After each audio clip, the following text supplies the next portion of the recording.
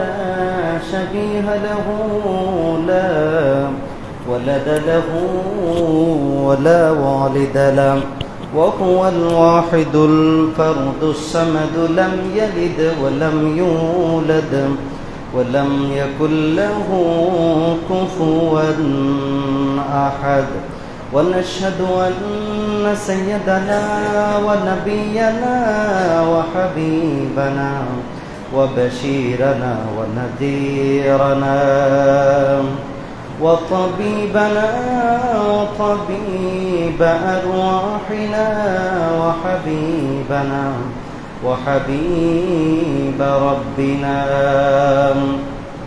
محمدا عبد الله ورسوله أرسله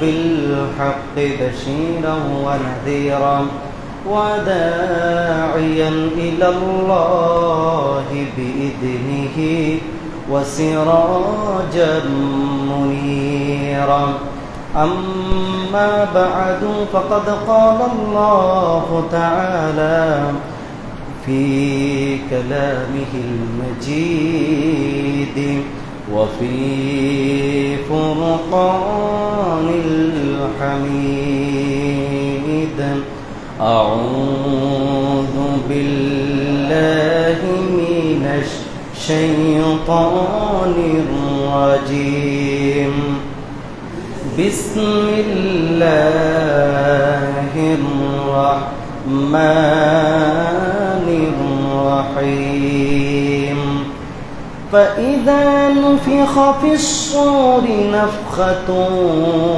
واحدة وحملت الأرض والجبال فدكتا دكة واحدة إن الله وملائكته يصلون على النبي يا أيها الذين آمنوا صلوا عليه وسلموا تسليما اللهم صل على محمد وعلى آل محمد كما صليت على إبراهيم وعلى آل إبراهيم إنك حميد مجيد اللهم بارك على محمد وعلى آل محمد كما باركت على إبراهيم وعلى آل إبراهيم إنك حميد مجيد আপনারা কেমন আছেন সবাই আলহামদুলিল্লাহ আমাদেরকে যিনি ভালো রেখেছেন সুস্থ রেখেছেন তিনি কে এই সপ্তাহের শ্রেষ্ঠ দিবসে আল্লাহ তাআলা আমাদেরকে সুস্থ অবস্থায় মসজিদে এনেছেন মসজিদে আসার বসার জুমা কেন্দ্রিক আলোচনা শোনার তৌফিক দান করেছেন আমরা সকলে কৃতজ্ঞ চিত্তে অবনত মস্তকে সকলে আমরা পড়ছি আলহামদুলিল্লাহ বলুন রব্বানা লাকাল হামদ হামদান কাসীরান তাইয়িবান মুবারাকান ফীহি ইয়া রাব্বি লাকাল হামদু কামা ইয়ানবাগি লিজালালি ওয়াজহিক ওয়া আযীমি সুলতানিক আল্লাহ তাআলার প্রশংসার পরে দরুদ ও সালাম সর্বকালের সর্বযুগের সর্বশ্রেষ্ঠ মহামানব সৈয়দুল মুরসালিন খাতামুন নবীন ইমামুল মুরসালিন বিশ্বসভার সভাপতি আল্লাহর সৃষ্টির প্রধান আকর্ষণ বিশ্বনবী মুহাম্মদুর রাসূলুল্লাহ সাল্লাল্লাহু আলাইহি ওয়াসাল্লামের প্রতি আল্লাহুম্মা সাল্লিম আলাইহি আল্লাহুম্মা বারিক আলাইহি সম্মানিত মুসল্লিয়ানে কেরাম আপনারা কি ভয় পাইছেন কেউ কি ভয় পেয়েছেন ভয় তো পাওয়ার কথা কারণ এই আজকে জুমার দিন 10:38 পুরো বাংলাদেশে 5.5 মাত্রার ভূমিকম্পে পুরো বাংলাদেশ কেঁপে উঠেছে রাজধানী সহ বাংলাদেশের বিভিন্ন জায়গায় ক্ষয়ক্ষতির খবর পাওয়া যাচ্ছে আল্লাহ সকলকে হেফাজত করুক সকল বলুন আমিন সর্বশেষ তথ্য আপনারা পত্রিকার কাগজ, ইলেকট্রনিক এবং প্রিন্টিং মিডিয়া থেকে জেনে নেবেন। সমস্ত বাংলাদেশের সমস্ত মুসলমান এবং বাংলাদেশের সমস্ত মাল সম্পদকে আল্লাহ তাআলা হেফাজত করুক, সকলে বলুন আমিন। আপনাদের সামনে ভূমিকা একটি কথা বলতে চাই, সেটি হচ্ছে যে পৃথিবীর ইতিহাসে নিকৃষ্ট কিছু জালিম শাসকের শেষ পরিণতি হয়েছে খুবই ভয়ঙ্করভাবে। আজ পর্যন্ত যত জালিম শাসক পৃথিবীতে ছিল, সমস্ত জালিম শাসক কি ভালো মতে পৃথিবীতে যেতে পেরেছে? সকলের পরিণতি হয়েছে অত্যন্ত ভয়ঙ্কর এবং বাজেভাবে। বেইজ্জত হয়ে লাঞ্ছনাদায়ক মৃত্যু হয়েছে। লাঞ্ছনাদায়ক মৃত্যু দিয়েছেন কে? এই পৃথিবীর সবচেয়ে বড় জালিম ছিল ফেরাউন। কি নাম? ফেরাউন। ফেরাউন বলছে যে বনী ইসরাইলদেরকে, আমি তোমাদের ছোটখাটো কোনো খোদা নই, আমি হচ্ছি সবচেয়ে বড় খোদা। আনা রব্বুকুমুল আলা, আমি তোমাদের সবচেয়ে বড় খোদা। আল্লাহ বললেন তুই খোদা নয়, তুই হুদা। কি নাম? তুই হুদা, তুই খোদা নয়। আল্লাহ তাআলা তাকে লোহিত সাগরে নাখানি চুপানি খেয়ে সাগরেই তার সলিল সমাধি হয়েছে। তার ডেড বডিটা এখনো আছে না নাই? মিশরের ন্যাশনাল মিউজিয়ামে তাকে শুটকি বানিয়ে রেখেছেন। তার দেহটা কিয়ামত পর্যন্ত অক্ষত রাখবে, এই ঘোষণাটি কে দিয়েছেন? এরপরে নমরুদ ইব্রাহিমকে বলল, ইব্রাহিম আমি তোমার খোদাকে হত্যা করেছি, তোমার খোদাকে আমি শেষ করে দিয়েছি। এই যে রক্তমাখা তীর, এটি দেখলেই তুমি বুঝতে পারবা তোমার খোদার অস্তিত্ব আমি শেষ করে দিয়েছি। নাউজুবিল্লাহ। কোন ইব্রাহিম আলাইহিস সালামকে অগ্নিকুণ্ডলিতে নিক্ষেপ করা হয়েছিল। হযরত ইব্রাহিমকে হেফাজত করলেন কে? রক্ষা করলেন কে? আল্লাহ তাআলা সেই নমরুদকে বিশাল বড় কোনো বাহিনী দিয়ে শাস্তি দেয়নি, মাত্র সামান্য একটা মশা দিয়ে, তাও আবার ল্যাংটা মশা, প্রতিবন্ধী মশা দিয়ে আল্লাহ তাআলা তাকে পৃথিবীর জমিন থেকে বিদায় করলেন। এরপরে কাবাঘর ধ্বংস করতে আসছিল ইথিওপিয়ার গভর্নর আব্রাহা। 12টি মাহমুদ নামক জঙ্গি হাতি নিয়ে কাবা শরীফের উপর আক্রমণ করবে, কাবা শরীফের ভিত্তি প্রস্তর জমিনের সাথে মিশিয়ে দিবে। আল্লাহ বললেন তোমার সেই স্বপ্ন বাস্তবায়ন হবে না। আল্লাহ তাআলা আব্রাহা বাদশাহ সহ মাহমুদ নামক 12টি জঙ্গি হাতি তাদেরকেও এবং তার বাহিনী শুদ্ধ আকাশ থেকে বিশেষ একটি পাখি পাঠিয়েছেন আল্লাহ তাআলা। তাদের পা থেকে সামান্য কয়েকটা কঙ্কর নিক্ষেপ করেছে, সেই কঙ্করগুলি পারমাণবিক বোমার আকারে জমিনে কষে পড়েছে। আব্রাহা বাদশাহ, প্রেসিডেন্ট, গভর্নর, তার সৈন্য সামন্ত যারা ছিল সকলেই মাটির সাথে মিশিয়ে গেছে। কোরআনে কারীমে আছে না, ওয়া আরসালা আলাইহিম তায়রান আবাবিল। এরপরে হাজ্জাজ ইবনে ইউসুফ, উমাইয়া শাসক, সে লক্ষাধিক মুসলমানকে হত্যা করেছে। আল্লাহ তাআলা তাকে এমন গজব দিয়েছে, মারাত্মক রোগে আক্রান্ত হয়ে সে লাঞ্ছনাদায়ক মৃত্যু তার হয়েছে। সুবহানাল্লাহ পড়েন। এরপর আপনারা কি নাম শুনছেন ইয়াজিদ ইবনে মুআবিয়া? ইয়াজিদের নাম শুনছেন? সে প্রত্যক্ষ এবং পরোক্ষভাবে ইমাম হোসেনের হত্যাকাণ্ডে জড়িত ছিল। অল্প বয়সে আল্লাহ তাআলা তাকে এমন মারাত্মক রোগ দিয়েছে, অল্প বয়সে তার লাঞ্ছনাদায়ক মৃত্যু হয়েছে। এরপরে মারওয়ান ইবনে হাকাম বিদ্রোহে নিহত হয়েছে। অ্যাডলফ হিটলার, তারপরে মুসোলিনি, অশোকা, আব্বাসীয় খলিফা মুতাসিম, তৈমুর লং, এরপর Alauddin Khilji, Harunur Rashid, Halaku Khan, Mao Tsetung, Pol Pot, Genghis Khan, Fidel Castro, Mughal সম্রাট আওরঙ্গজেব, উপমহাদেশের লেডি হিটলার সহ অসংখ্য জালিম শাসককে আল্লাহ তাআলা পৃথিবীর জমিনে বেইজ্জত করেছেন। তারা ছিল জালিম। তারা ছিল কি? জালিম। জালিমরা মনে করে যে সেই পৃথিবীতে সুখী হবে, বিষয়টি কি তাই? আল্লাহ তাআলা তাদের হৃদয় থেকে সমস্ত প্রশান্তি উঠিয়ে নেন কে? জালিমের প্রাচীর যতই সীসাডালা প্রাচীরের মতো, জালিমের প্রাচীর যতই শক্তিশালী হোক না কেন, তার ভিত্তি খুবই দুর্বল। যে কোনো মুহূর্তেই তাসের ঘরের মতো যে কোনো মুহূর্তে খসে পড়তে পারে। ঠিক কিনা কোন? জালিমের হাসি হচ্ছে সাময়িক, মজলুমের হাসি হচ্ছে চিরস্থায়ী। যে যত বড় জালিম, তার পতন হবে তত বেশি ভয়ঙ্কর। ঠিক কিনা কোন? পৃথিবীতে যারা মানুষ হত্যা করেছে, মানুষ গুম করেছে, তাদের পরিণতি হয়েছে খুব বাজেভাবে। আল্লাহ তাআলা তাদেরকে পৃথিবীতে বেইজ্জত করেছে। কিন্তু ইতিহাসের সবচেয়ে নির্মম সত্য কথা হচ্ছে, ইতিহাস থেকে কেউ শিক্ষা গ্রহণ করতে চায় না। ঠিক কিনা কোন? জালিমদেরকে আল্লাহ তাআলা এমন ধরাশায়ী করে, স্বৈরাচারী শাসক তার ক্ষমতার মসনদকে টিকিয়ে রাখার জন্যে সমস্ত পথ বন্ধ করে দেয়, যাতে করে তার পতন না হয়। কিন্তু যেই পথ দিয়ে তার পতন হবে, সেই পথটি সে বন্ধ করতে পারে না। ঠিক কিনা কোন? এই জন্য যারা জালিম হতে চান, আপনারা এখনই বি কেয়ারফুল, এখনই সতর্ক হন। আল্লাহ তাআলা জালিমকে পছন্দ করে না। আল্লাহ তাআলা বললেন যে আয-যুলমু যুলুমাতুন ইয়াউমাল কিয়ামাহ, কিয়ামতের দিন জুলম এটা মহা অন্ধকার হিসেবে জালেমকে গ্রাস করবে। ঠিক কিনা বলেন? আল্লাহ আমাদের সকলকে, পুরো বিশ্বের জমিনকে জালিমের কবল থেকে মাজলুমকে হেফাজত করুক। সকল বলুন আমিন। আলোচনা শুরু করতে চাই যে কিয়ামতের ছোট আলামত দিয়ে আজকেই শেষ করব ইনশাআল্লাহ।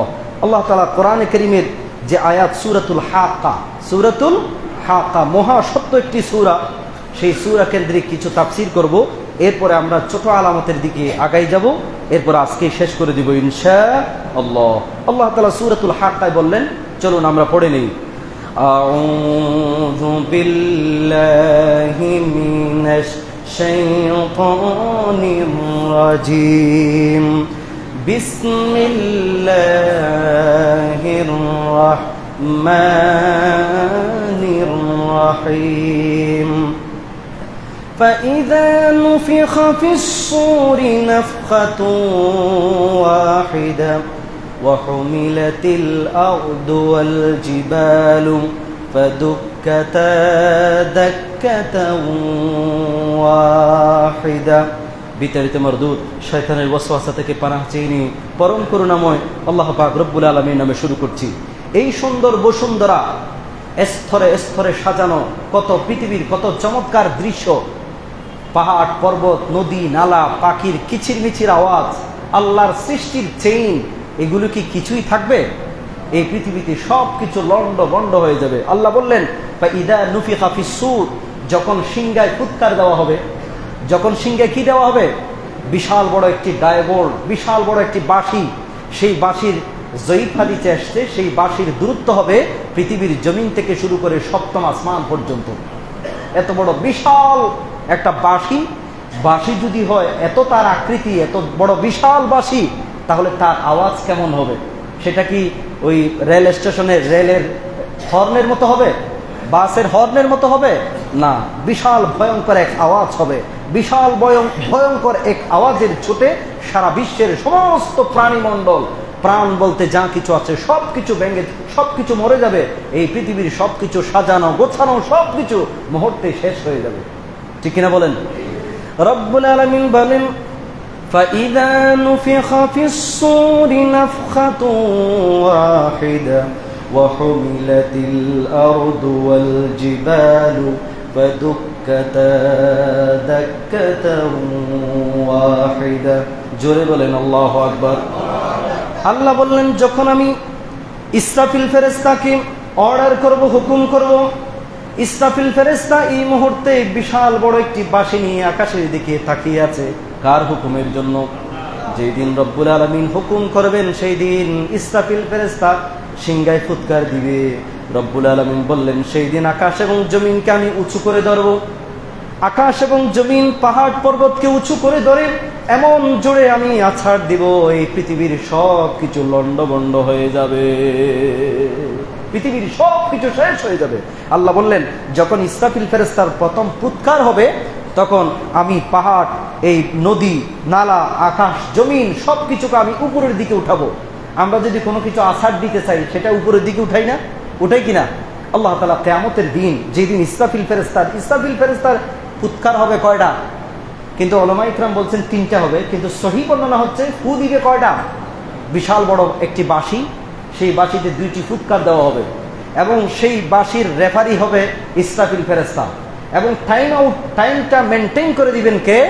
আল্লাহ তাআলা। আল্লাহ যেদিন হুকুম করবে, ইসরাফিল ফেরেশতা বিশাল বড় একটি বাঁশি ডায়বোল্ডে ফুৎকার দিবে, মুহূর্তেই এই সুন্দর বসুন্ধরা ভেঙে চুরে খানখান হয়ে যাবে। ভেঙে চুরে খানখান করবেন কে? পৃথিবীর কি কারো শক্তি আছে? ডোনাল্ড ট্রাম্পের শক্তি আছে? ওই দিন আমি বলেছি, ডোনাল্ড ট্রাম্প বলছে আমরা এই পৃথিবীতে অন্তত প্রায় 17 বার আমরা ধ্বংস করে দিতে পারবো। তুমি থাকবা কই পৃথিবী ধ্বংস করলে? তোমার দেশ আমেরিকা থাকবে কোথায়? আসলে পৃথিবী কেউ ধ্বংস করতে পারে না। কে ধ্বংস করতে পারে?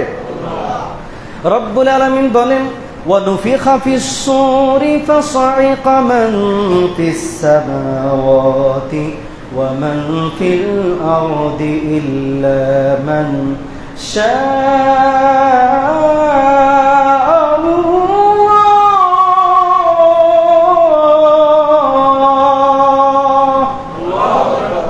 আল্লাহ বললেন, যখন সিংহে ফুৎকার দেওয়া হবে, প্রথমবার সিংহায় ফুৎকার দেওয়া হবে। এই পৃথিবীতে যা প্রাণী জগৎ আছে, মানুষ আছে, মাখলুকাত আছে, সব কিছু মরে শেষ হয়ে যাবে। কে থাকবে? কে থাকবে? রব্বুল আলামিন বলেন, কুল্লু মান আলাইহা ফান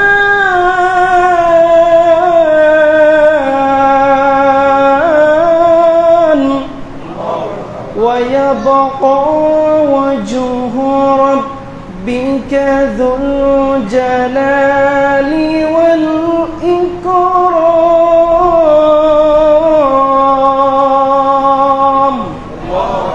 আল্লাহ বলবেন, এই পৃথিবীতে কেউ থাকতে পারবে না, কোনো প্রাণী থাকতে পারবে না একজন ছাড়া। তিনি কে?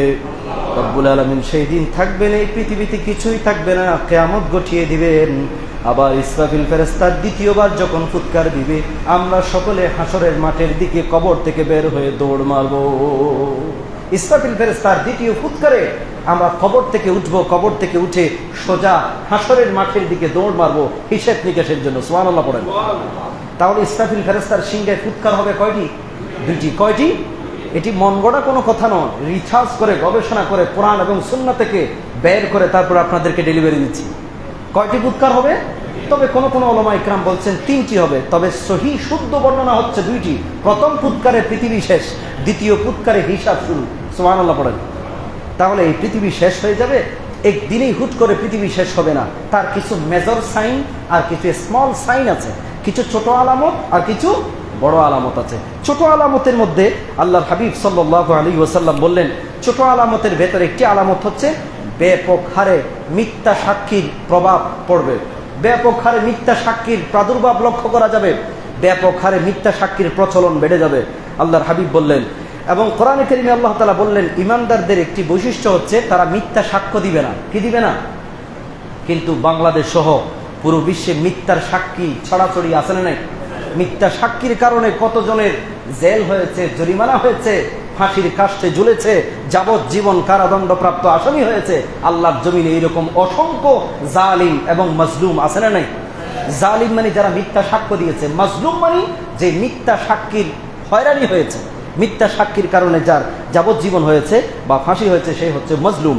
এই মাজলুমের দোয়া থেকে বেঁচে থাকতে বলেছেন বিশ্বনবী মুহাম্মদুর রাসূলুল্লাহ সাল্লাল্লাহু আলাইহি ওয়াসাল্লাম। বাংলাদেশে আদালত আছে 1500টি, 1500 আদালত আছে। সুপ্রিম কোর্ট আছে কয়টা? একটি। সুপ্রিম কোর্ট কয়টি? একটি। তার আবার দুইটি বিভাগ, একটি হচ্ছে হাইকোর্ট বিভাগ আর একটা আপিল বিভাগ। বাংলাদেশে সুপ্রিম কোর্ট আছে একটা, 1500 আদালত আছে, প্রত্যেকটা জেলায় জেলায় 66 জেলায় 66টি দায়রা জজ আদালত আছে।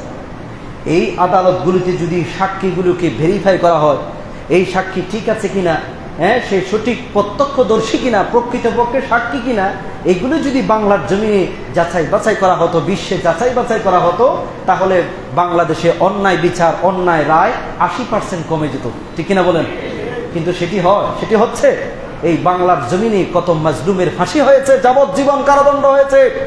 যেই ব্যক্তির মিথ্যা সাক্ষীর কারণে কোনো ব্যক্তির যদি ফাঁসি হয়, তার ওই ব্যক্তির যদি মাজলুমের মৃত্যুদণ্ড হয়, কাল কিয়ামতের দিন ওই মিথ্যা সাক্ষীকে আল্লাহ কবর থেকে হত্যাকারী হিসেবে কবর থেকে উত্তোলন করবেন। ঠিক কিনা বলেন? এই জন্য মিথ্যা সাক্ষী দেয়া যাবে না।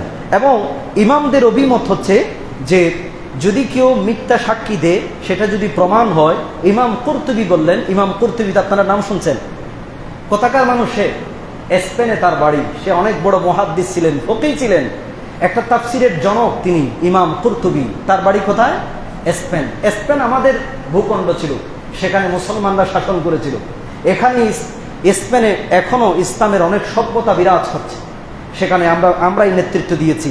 কিন্তু সময়ের আবর্তনে, কালের বিবর্তনে মুসলমানদের ভেতরে ইউনিটি না থাকার কারণে আমরা স্পেনের সেই সোনালী ভূমিটি আমরা হারিয়ে ফেলেছি। ঠিক কিনা কোন?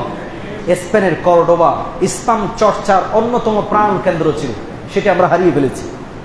তো স্পেনের এই কর্ডোবার একজন ইমাম, ইমাম কুরতুবী, তিনি বললেন, যে ব্যক্তি মিথ্যা সাক্ষ্য হিসেবে, সাক্ষ্যদাতা হিসেবে প্রমাণিত হবে, তার নাম চতুর্দিকে প্রচার করতে হবে।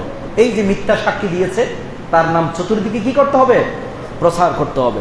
তো বর্তমান সময়ে যে মিথ্যা সাক্ষী দিয়েছে, যার কারণে অন্য মাজলুমের ফাঁসি হয়েছে, তার নাম ইলেকট্রনিক প্রিন্টিং মিডিয়া সোশ্যাল মিডিয়াতে তার নাম প্রচার করতে হবে, যাতে এই ঘৃণিত ব্যক্তি যেন জাতির সামনে অপদস্থ হয়, বেইজ্জত হয়। ঠিক কিনা বলেন? আর হযরতে উমর রাদিয়াল্লাহু তাআলা আনহু তিনি আরো কঠিন কথা বলেছেন। তিনি বললেন, যদি মিথ্যা সাক্ষ্যদাতা হিসেবে মিথ্যা সাক্ষী দিয়েছে এটা যদি প্রমাণ হয়, তাহলে চাবুক নিয়ে তাকে পেটাতে হবে। কোথায়? কি ঘরের ভেতরে নাকি জনসম্মুখে? জনসম্মুখে তাকে পেটাতে হবে। তার মাথার চুলগুলি ছাঁচতে হবে, মাথার চুলগুলি ফেলে দিতে হবে এবং তার মুখে খালি মেখে দিতে হবে। তাকে একটি ঘরে আবদ্ধ রেখে তাকে গৃহবন্দী করে রাখতে হবে। এটাই হচ্ছে মিথ্যা সাক্ষ্যদাতার শাস্তি। ঠিক কিনা বলেন? এবার আসেন বাংলাদেশে এমন অনেক মাজলুম আছে যাদেরকে ফাঁসির কাস্টে ঝুলিয়ে হত্যা করা হয়েছে, যাবজ্জীবন কারাদণ্ড দেওয়া হয়েছে ভারতের মদতপুষ্ট জালিম শাসক এবং জালিম সাক্ষীর কারণে। ঠিক কিনা বলেন? আল্লাহর জমিনে এদের বিচার আহকামুল হাকিমিনের সামনে প্রত্যেকটা বিচার আবার হবে ইনশাআল্লাহ। ঠিক কিনা বলেন? এজন্য মিথ্যা সাক্ষী দিবেন না। মিথ্যা সাক্ষীর কারণে যদি কারো ক্ষতিগ্রস্ত হয়, আল্লাহ পাক রব্বুল আলামিন কিয়ামতের দিন আপনাকে অপরাধী হিসেবে হাসরের মাঠে সবার সামনে আপনাকে বেইজ্জত করবে। আল্লাহ আমাদেরকে হেফাজত করুক, সকলে বলুন আমিন। তাহলে এই কিয়ামতের আলামতের একটা ছোট সাইন হচ্ছে যে ব্যাপক হারে মিথ্যা সাক্ষীর প্রচলন বেড়ে যাবে। আমাদের দেশে আপনি খোঁজলেই চার্জ করলে পেয়ে যাবেন অধিকাংশ আদালতে মিথ্যা সাক্ষীর ছড়াছড়ি। টাকা দিয়ে মিথ্যা সাক্ষী কিনা হয়। ঠিক কিনা বলেন? টাকা দিয়ে কি করা হয়? মিথ্যা সাক্ষী কেনা হয় এবং সে মিথ্যা সাক্ষী দিয়ে এবং নিজে প্রতিষ্ঠিত হওয়ার জন্য, নিজে সেটেল হওয়ার জন্যে মাজলুমের বিরুদ্ধে সেই জালেমের ভূমিকায় অবতীর্ণ হয়ে সে সাক্ষী দেয়। আর ওই বেচারা মজলুমের যাবজ্জীবন কারাদণ্ড হয় 1 বছর, 2 বছর, 3 বছর। এই সমস্ত জালিম মিথ্যা সাক্ষীর কবল থেকে আল্লাহ বাংলার জমিনকে হেফাজত করুক, সকলে বলুন আমিন। এবার আসুন ইতিহাস থেকে বলছি। মিথ্যা সাক্ষীর কারণে ইতিহাসে অনেক বড় বড় উলামায়ে কেরাম, অনেক বড় বড় ইমামরা কষ্ট পেয়েছেন। 1 নম্বর হচ্ছে হুজর ইবনে আদি আল কিন্দি। তিনি উমাইয়া শাসন আমলে তাকে মিথ্যা সাক্ষী দিয়ে তাকে ফাঁসির কাস্টে ঝুলিয়ে হত্যা করা হয়েছে। মিথ্যা অজুহাতে মিথ্যা সাক্ষী দিয়ে ফাঁসির কাস্টে ঝুলিয়ে হত্যা করা এটা নতুন কিছু নয়, আবহমান কাল থেকে চলে আসছে। এরপরে আমর ইবনে হামিক আল খুদাই, তিনি উমাইয়া শাসনামলে তাকে মিথ্যা সাক্ষী দিয়ে তাকে ফাঁসির কাস্টে ঝুলিয়ে হত্যা করা হয়। আব্দুল্লাহ ইবনে জুবাইর, আপনারা নাম শুনছেন আব্দুল্লাহ ইবনে জুবাইর, আল্লাহর হাবিবের জলিল কদর সাহাবী।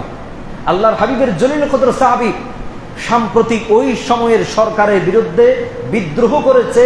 এই চুমকু অজুহাতে তাকে জনসম্মুখে ফাঁসির কাস্টে ঝুলিয়ে হত্যা করা হয়েছে।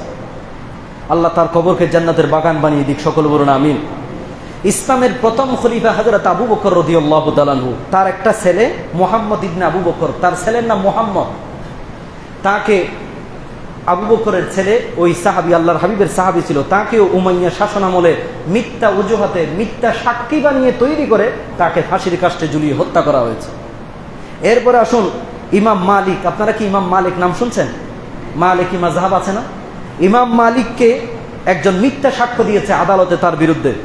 এই জন্যে ইমাম মালিককে অন্তত 200 বেত্রাঘাত করা হয়েছে, তাকে শারীরিক কষ্ট দেওয়া হয়েছে। এরপরে ইমাম আহমদ ইবনে হাম্বল মিথ্যা সাক্ষীর কারণে তাকেও শারীরিক শাস্তি পেতে হয়েছে। এরপরে ইমাম আবু হানিফা রাহিমাহুল্লাহ, আল্লাহ তার কবরকে জান্নাতের বাগান বানিয়ে দিক, সকল বলুন আমিন। আমাদের ইমাম, হানাফি মাযহাবের ইমাম আবু হানিফা রাহিমাহুল্লাহ, তাকে মিথ্যা সাক্ষী দিয়ে তাকে কারাগারে বেত্রাঘাত করা হয়েছে, তাকেও শারীরিক লাঞ্ছনার শিকার হতে হয়েছে। যারা মজলুম হয়েছে আল্লাহ তাদেরকে ক্ষমা করে দিক, সকল বলুন আমিন।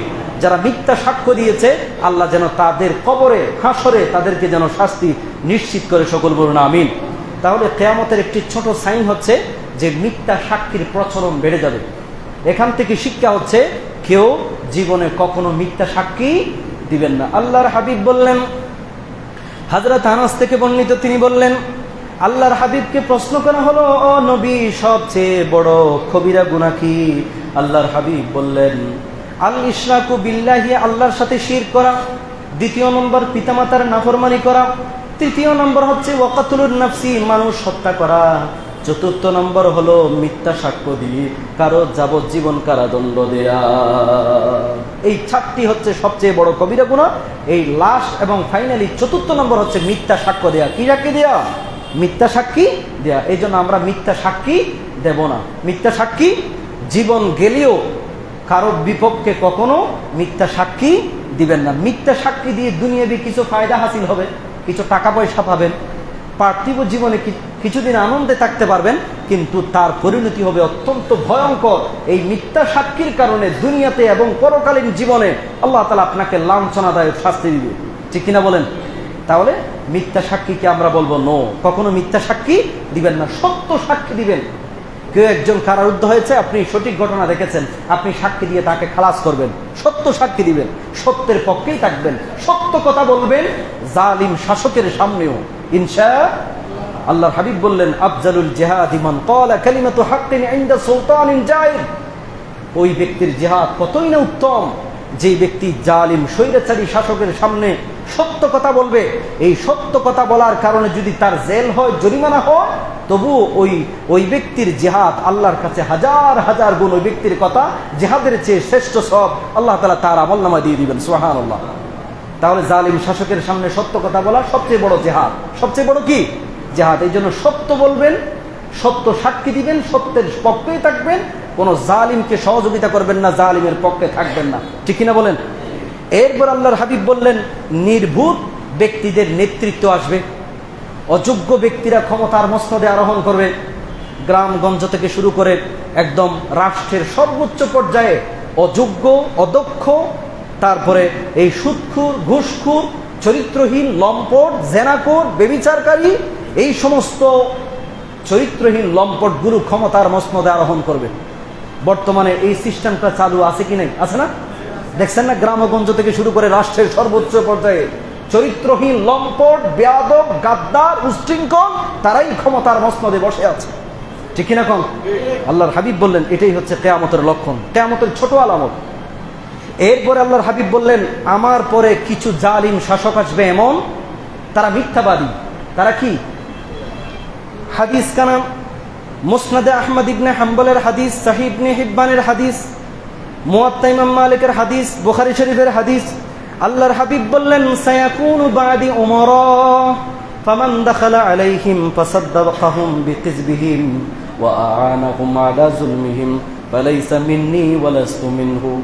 আল্লাহর হাবিব বললেন, আমার পরে কিছু জালিম শাসক, মিথ্যাবাদী জালিম শাসক আসবে, আর জনগণের ভেতরে কিছু মানুষ তাদের তেলবাজি করবে, তাদের পদলেহন করবে, তাদেরকে সত্যবাদী বলবে, তাদের মিথ্যাকে সত্য বলে সাপোর্ট করবে।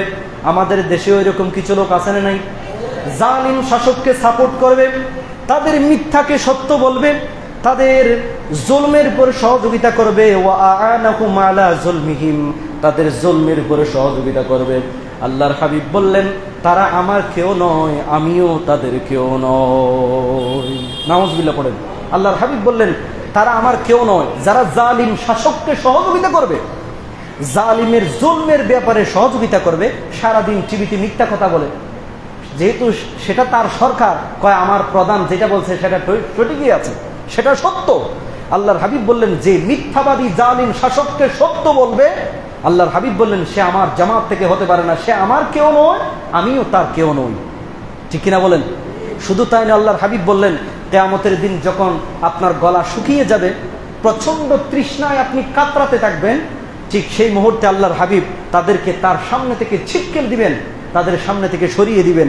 তারা কখনো হাউজে কাউসারের পানি পান করতে, এই জন্য স্বৈরাচারী, অবৈধ, জালিম শাসকের পদলেহন করবেন না, তাদের জুলমের ব্যাপারে তীব্র হুঁশিয়ারি উচ্চারণ করবেন। আপনি যদি একটি বক্তব্য দিতে পারেন জালিম শাসকের বিরুদ্ধে, সেটি আপনার আমলনামায় জিহাদের মতো সওয়াব দিয়ে দেওয়া হবে। বুঝতে পেরেছেন?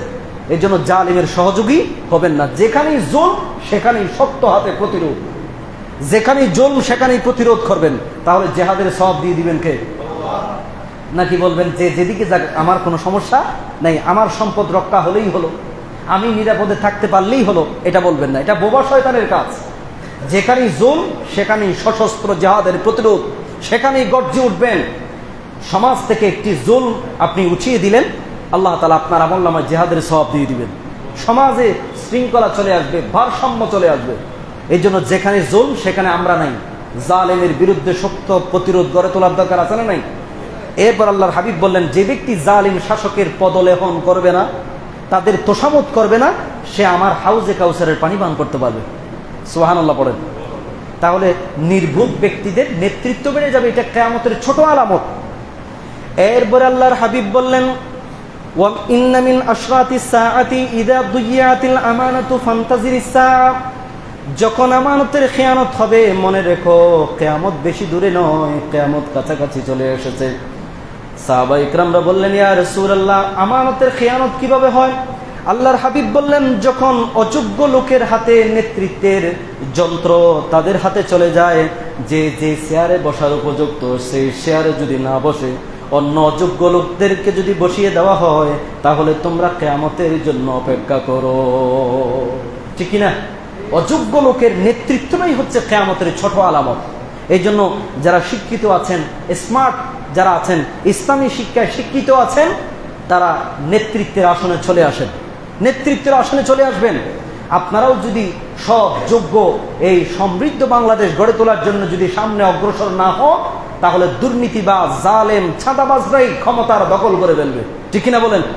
এই জন্য যারা ইসলামী শিক্ষায় শিক্ষিত, যারা স্মার্ট, ইসলামী জ্ঞানে শিক্ষিত, আপনারা নেতৃত্বে চলে আসবেন, সমাজে নেতৃত্ব দিবেন, এলাকায় নেতৃত্ব দিবেন, রাষ্ট্রে নেতৃত্ব দিতে হবে এমন কথা নয়। আপনি আগে সমাজ সাজান, সমাজ সাজান, সমাজকে সাজিয়ে তুলবেন। এবং আল্লাহর হাবিব সাল্লাল্লাহু আলাইহি ওয়াসাল্লাম সর্বপ্রথম এই আইডিয়াটি যুবকদেরকে দিয়েছেন, মুহাম্মদুর রাসূলুল্লাহ সাল্লাল্লাহু আলাইহি ওয়াসাল্লাম। আর অযোগ্য ব্যক্তিরা কখন নেতৃত্ব দেয়? যখন যোগ্য লোকের সংখ্যা কমে যায়, আলেমদের সংখ্যা কমে যায়, বড় বড় আলেমদের সংখ্যা কমে যায়। বর্তমানে মুহাক্কিক আলেমের সংখ্যা কম নাকি বেশি? কম, অনেক কম। হক কথা বলতে পারে কয়জনই বা আছে? সবাই বলে আগে আমার চাকরিটা বাছাই। আরে মিয়া, এই মসজিদে চাকরি না হলে আরেক মসজিদে হবে। এই মিম্বরের কথা, এই মিম্বর থেকে চাকরি চলে গেলে আরেক মসজিদে হবে। রিস্কের ফায়সালা করেন কে? তো আপনি রিস্কে ভয় পান কেন? সত্য কথা বলবেনই, সত্যের সপক্ষে থাকবেন। সত্য কথা যদি বলেন, আল্লাহ তাআলা আপনার আমলনামায় জিহাদের সওয়াব দিয়ে দিবেন। আল্লাহর হাবিব বললেন যে কখন অযোগ্য ব্যক্তিরা নেতৃত্ব দেয়? যখন সমাজ জ্ঞানহীন হয়ে পড়ে, আলেমদের অনুপস্থিতিতেই অযোগ্য ব্যক্তিরা নেতৃত্ব দেয়। এরকম একটা হাদিস সহিহ বুখারী কিতাবুল ইলমে আসছে। আল্লাহর হাবিব বললেন, ওয়ান আব্দুল্লাহ ইবনে উমর রাদিয়াল্লাহু তাআলা আনহুমা قال قال رسول الله সকলে বলুন সাল্লাল্লাহু আলাইহি ওয়াসাল্লাম, ইন্নাল্লাহ লা ইয়াকবিদুল ইলমা ইনতিজাআন ইয়ানতাজিউহু মিনাল ইবাদ ওয়ালাকিন ইয়াকবিদুল ইলমা বিকবজিল উলামা হাত্তা ইযা লাম ইউবকি আলিমান ইত্তাখাযান নাসু রুউসান জুহালা ফাসুইলু ফাআফতু বিগাইরি ইলমিন ফাদাল্লু ওয়া আদাল্লু। সুবহানাল্লাহ পড়েন।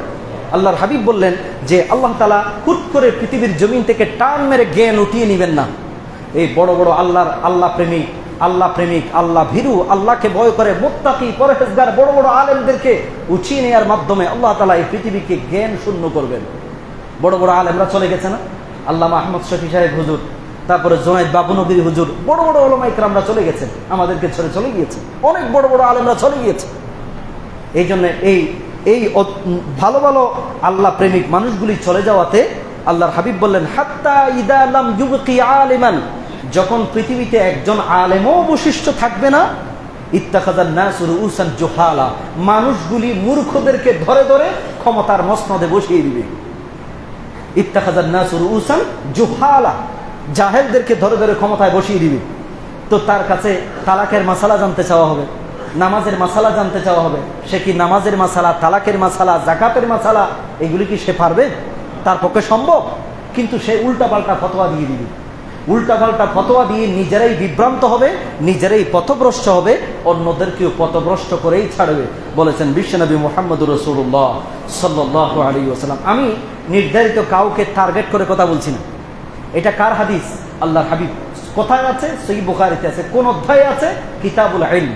সহিহ বুখারী কিতাবুল, বলুন সহিহ বুখারী কিতাবুল ইলম। এই হাদিসগুলো পড়বেন। মাদ্রাসায় ভর্তি হয়ে হাদিস পড়তে হবে এমন না। আপনারা অনেকেই মুরব্বী হয়ে গেছেন, বয়স হয়ে গেছে, অ্যাপসে ইনস্টল দিয়ে আপনি বুখারী শরীফের হাদিসগুলো পড়তে থাকুন। রিয়াদুস সালিহিনের হাদিসগুলো পড়ুন। বুখারী শরীফের কিতাবুল ইলমে একটা হাদিস আছে। এই হাদিসটি হচ্ছে, যখন সমাজে জ্ঞানী থাকবে না, মূর্খরা কি দিবে? নেতৃত্ব দিবে। আর এই মূর্খদের নেতৃত্বটাই হচ্ছে কিয়ামতের ছোট আলামত। কিসের আলামত? ছোট আলামত। এই জন্য আল্লাহ আমাদের সকলকে অযোগ্য ব্যক্তির নেতৃত্ব থেকে বাংলার জমিনকে হেফাজত করুক। সকল বলুন আমিন। এরপরে আসুন, ঘন ঘন কি হবে? ভূমিকম্প হবে। ঘন ঘন কি হবে? ভূমিকম্প হবে। এই যে আজকে সকালে 10:38 10টা কত মিনিটে, আজকে শুক্রবারে 10:38 5.5 মাত্রার ভূমিকম্পে পুরো বাংলাদেশকে আল্লাহ তাআলা একটা ঝাঁকুনি মেরেছে। কি মেরেছে? ঝাঁকুনি মেরেছে। কয়জন মারা গেছে, হতাহত হয়েছে আমার জানা নাই, আপডেট তথ্য এখনো পাইনি। আল্লাহ বাংলার জমিনকে ভূমিকম্প থেকে হেফাজত করুক, সকল বলুন আমিন। রাজধানী ঢাকায় কয়েকটা বিল্ডিং হেলে পড়েছে, চট্টগ্রামেও একই অবস্থা হয়েছে, এবং সেটার জন্য আল্লাহর কাছে দোয়া করবেন। আমরা দোয়া করব আল্লাহ যেন ক্ষয়ক্ষতি থেকে আল্লাহ আমাদেরকে হেফাজত করে। আল্লাহর হাবিব বললেন কিয়ামতের ছোট আলামতের ভেতরে একটি আলামত হচ্ছে ঘন ঘন কি হবে? ভূমিকম্প হবে। ঘন ঘন কি হবে? ভূমিকম্প হবে। যেমন 1556 খ্রিস্টাব্দে চীনের শাংসি প্রদেশ, কোন প্রদেশ? শাংসি প্রদেশে এই প্রচণ্ড ভূমিকম্প এবং সুনামির কারণে আল্লাহ তাআলা 8,30,000 মানুষকে থাপ্পড় মেরে পৃথিবীর জমিন থেকে বিদায় করে দিয়েছে। কত? 8 লক্ষ কত হাজার? 30,000 মানুষ। এ কি সোজা কথা? এ কি সোজা কথা? ভূমিকম্প এটা হচ্ছে হঠাৎ বিপর্যয়। এই মুহূর্তে যদি আল্লাহ মাফ করুক, এই মুহূর্তে যদি 7.1 মাত্রা, 7.2 মাত্রা, 6.5 মাত্রা, 6.8 মাত্রার যদি ভূমিকম্প হয়, এই মসজিদ থেকে বের হওয়ার কি কারো শক্তি আছে?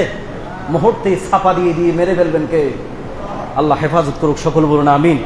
ভূমিকম্প হলেই বিল্ডিং এর মালিক যেমন দৌড়ায়, যারা ভাড়াটিয়া আছে তারাও দৌড়ায়, সবাই মুক্তি পেতে চায়, কিন্তু মুক্তি দেওয়ার মালিককে পড়বেন আল্লাহুম্মা ইন্নী আউযু বিকা বিওয়াজহিক, আল্লাহুম্মা ইন্নী আউযু বিকা মিনাল গাদাব, আল্লাহুম্মা ইন্নী আউযু বিকা মিনাল গাদাবি, অথবা পড়বেন লা ইলাহা ইল্লা আনতা সুবহানাকা ইন্নী কুনতু মিনাজ জালিমিন, লা ইলাহা ইল্লা আনতা সুবহানাকা ইন্নী কুনতু মিনাজ জালিমিন। কখন কোন সময় কোন প্রাকৃতিক দুর্যোগে সে আমাদেরকে শেষ করে দিয়ে আমরা টের পাবো না। এই জন্য আল্লাহর কাছে সব সময় দোয়া করবেন, ইস্তেগফার করবেন। আল্লাহ সকলকে হেফাজত করুক, সকল বলুন আমিন। হাইতিতে 2010 সালে প্রায় 2,30,000 মানুষকে আল্লাহ শেষ করে দিয়েছে। এরপরে জাপানে একটি প্রচণ্ড ভূমিকম্প হয়েছে 2011 সালে, সেখানে 20,000 মানুষ মারা গিয়েছে। চীনে, তারপরে হাইতি মানে উত্তর আমেরিকা মহাদেশের যে ক্যারিবিয়ান দ্বীপপুঞ্জে অবস্থিত, সেখানেও প্রায় 2,30,000 মানুষ মারা গিয়েছে। এই যে ঘন ঘন ভূমিকম্প হচ্ছে, এটা কিয়ামতের আলামত, কিয়ামতের আলামত। তবে 3টি কারণে ভূমিকম্প হয়। কয়টি কারণে? 3টি কারণে। 1 নাম্বার হচ্ছে যেই সমাজে, যেই রাষ্ট্রে নাচানাচি বেড়ে যাবে, নাচানাচি বেড়ে যাবে, নর্তকীদের নাচ বেড়ে যাবে। আমাদের দেশের নর্তকীদের নাচ আছে না নাই? এই নর্তকীদের নাচের কারণে আল্লাহ তাআলা গজব দেন, ভূমিকম্পের মতো গজব দেন। বলেছেন বিশ্বনবী মুহাম্মদুর রাসূলুল্লাহ সাল্লাল্লাহু আলাইহি ওয়াসাল্লাম। জেনা বেবিচারের কারণে ভূমিকম্প বেশি হয়। এরপরে মদ, জোয়া, জেনা, বেবিচার এগুলির কারণে ভূমিকম্পের সংখ্যা বাড়তেছে। বিশেষজ্ঞরা বলছে যে ঢাকা শহরে যে অপরিকল্পিতভাবে যে বিশাল বড় বড় ইমারত গড়ে উঠেছে, বিশাল বড় বড় বিল্ডিং, নিকটতম ভবিষ্যতে শক্তিশালী ভূমিকম্প যদি হয়, মুহূর্তেই ঢাকা শহরের বড় বড় প্ল্যাটফর্মগুলি জমিনে মিশে যাবে। আল্লাহ আমাদেরকে হেফাজত করুক, সকলে বলুন আমিন। এই জন্য আল্লাহর কাছে সবসময় ইস্তেগফার করবেন, দোয়া করবেন, আল্লাহ যেন আমাদের সকলকে হেফাজত করে। যে যেখানে যান, ওই দিন এলিভেটেড এক্সপ্রেস ওয়ে চট্টগ্রামে ওই নিমতলা, গতকাল একটি প্রাইভেট কার নিচে পড়েছে। নিচে পড়ার কারণে একজন মারা গিয়েছে, আরো 4 জন আহত। এই জন্য কার কোন সময় বিপদ আসে বোঝা যায় না। সব সময় আল্লাহর কাছে ইস্তেগফার করবেন, দোয়া পড়বেন, আস্তাগফিরুল্লাহ আস্তাগফিরুল্লাহ আস্তাগফিরুল্লাহ আস্তাগফিরুল্লাহ। আল্লাহ আমাদের সমস্ত মুসল্লিদেরকে, পুরো বাংলাদেশের মানুষকে, সারা পৃথিবীর সব মানবতা মানুষকে, সমস্ত মুসলমানকে আল্লাহ হেফাজত করুক, সকলে বলুন আমিন। আসসালামু আলাইকুম ওয়া রাহমাতুল্লাহি ওয়া বারাকাতুহু।